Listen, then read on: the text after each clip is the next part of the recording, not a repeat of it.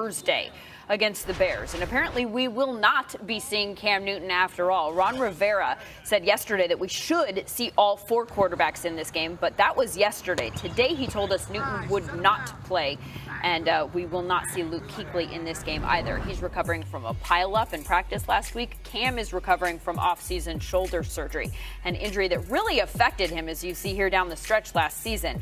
As for whether or not it's affecting him anymore, well, the Panthers say no, but we haven't really seen that much of number one. He has been on a pitch count in camp. Rivera says that this decision about Thursday's game is them being careful, and certainly there is plenty of time left.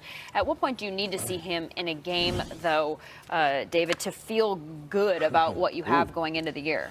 Well, it's difficult because I think back to when Andrew Luck was going through this same thing, and he wasn't throwing anything heavier than maybe a Nerf football at practice. And I was concerned before the season, and he found a way to work through that. I don't think that he was really changing his mechanics, but what was happening is he was very guarded in practice, just like I see Cam Newton is very guarded in practice. He's really protecting that shoulder. He's utilizing his body. And when you're in practice, quite honestly, you can get away with that, especially with Cam's ability. He has a stronger arm than most of anyone in the league, even when he's guarded and he's kind of controlling it. But that's not his natural throwing motion. TD made a great point. We were talking before the show started, and he said it's like a golf swing. If you go out there and you can look good on the range, you can practice all these different new techniques that maybe makes you more efficient. But when you get out on the course and you're playing in a tournament, you're going to go right back to what you've always done. And that's what Cam is going to do.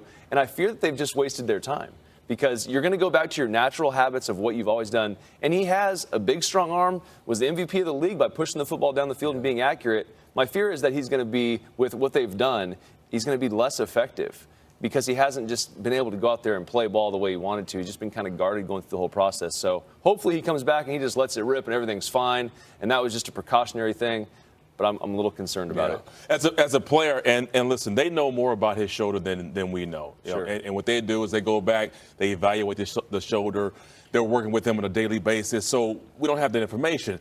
But from an outside standpoint, I would like to see him in at least game number 3, the dress rehearsal game. That would tell me a lot about where his shoulder is.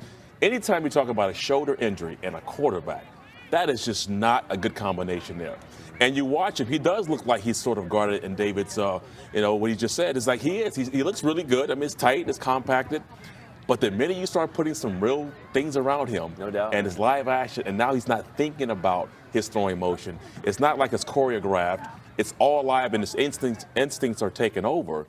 I'm concerned about that. But again, first game, I'm cool with that. If he sits down, I'm fine. Second game, I'm fine.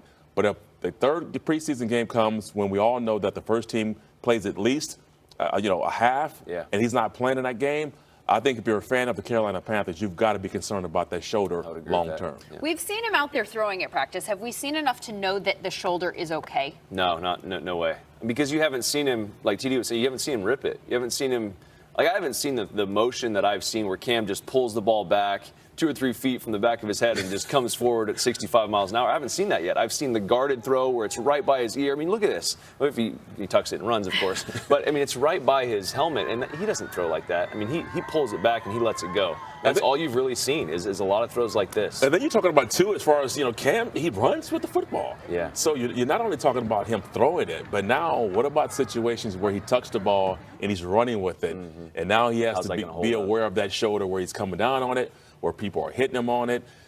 Until I see everything, until I see him out there and he's just letting it go and he's being hit and he's getting up and he's fine, I think you have some level of concern. I think he's probably still concerned, honestly. Yeah, as a player, he doesn't know either. No Cam on Thursday means we'll see Kyle Allen in a quarterback. That's the same guy that started the finale for them last year. A second-year player, Will Grier, the team's third-round pick. He will come in after that. That game, one of 11 Thursday games this week.